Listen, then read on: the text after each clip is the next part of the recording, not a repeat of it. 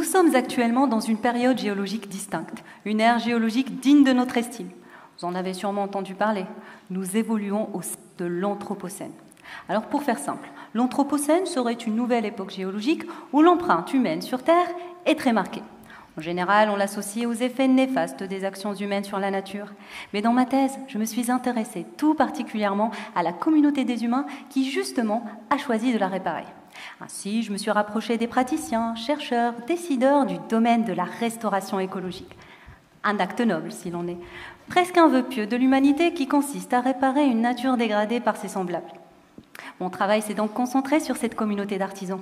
Et en tant que géographe, j'ai défini une zone spécifique sur laquelle porterait mon analyse. Cette zone se trouve à La Réunion, au nord-ouest de cette île de l'océan Indien, dans un village paisible appelé la Grande Chaloupe. Dans ce village réside un trésor. Non pas le trésor de la Buse, mais une forêt rare. Et selon les écrits, elle ne représente actuellement que 1% de sa surface originelle. C'est un peu notre irréductible village gaulois local, version écologique. L'objectif de cette communauté est donc de réparer cet écosystème. Mais ce qui est intéressant, c'est que la restauration écologique est une discipline jeune. Et malgré la mise en place d'un réseau mondial d'experts sur ces questions, on n'arrive pas à s'accorder quant à la méthode à adopter. Faut-il planter? Faut-il semer? Faut-il laisser tel qu'il est? Faut-il tout raser? Telle une enquêtrice, j'ai donc investigué en m'immergeant pendant 4 ans au sein de l'environnement des protagonistes de ce projet. Grâce à des entretiens et des observations participantes, j'ai tenté de quantifier ce que l'on nomme les représentations sociales. Un concept populaire en psychologie sociale. Et oui, ça fait partie des merveilles de la géographie. On se permet d'emprunter concepts et théories des disciplines voisines.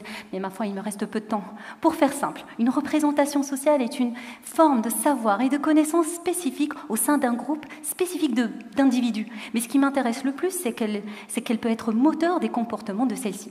Mais donc voilà, après avoir retranscrit 60 heures d'entretien, j'ai extrait termes, concepts et idées auxquels j'ai attribué une note en fonction de son importance et de sa charge affective. Ce qui m'a aidé à construire une modélisation des représentations de ma petite communauté d'artisans, mais surtout de distinguer un certain nombre de représentations qui s'est avéré bien distinctes.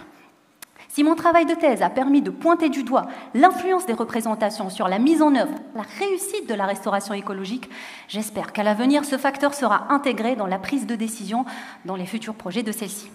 Pour conclure, afin d'assurer une empreinte géologique efficace pour notre planète, la restauration écologique devra inclure ces défis sociaux dans la définition de ses objectifs. Et merci.